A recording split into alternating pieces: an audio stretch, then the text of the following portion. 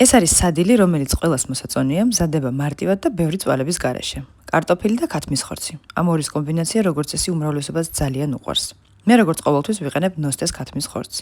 გავაცალე კანი და მოვაყარე სუნელები. მარილი, შავი პილპილი, ნივრის ფხვნილი და პაპრიკა. სულ ცოტა ზეითუნის ზეთიც მოასხით და კარგად გადაურიეთ. სუნელები შეგიძლიათ თქვენი გემოვნებით შეცვალოთ. ხორცი ცოტა ხნით გვერდით გადადეთ და კარტოფილი დაჭერით კუბებად. ან სასურველ ზომაზე და ფორმაზე. გადაიტანეთ საცხობ ლანგარზე და მოაყარეთ მარილი, შავი პილპილი, სვანური მარილი, აჯიკა და ცოტა პაპრიკა. მოასხით ზეითუნის ზეთი და გადაურიეთ. აქაც შეგიძლიათ ის სუნელები გამოიყენოთ, რაც სახლში მოგებავებათ.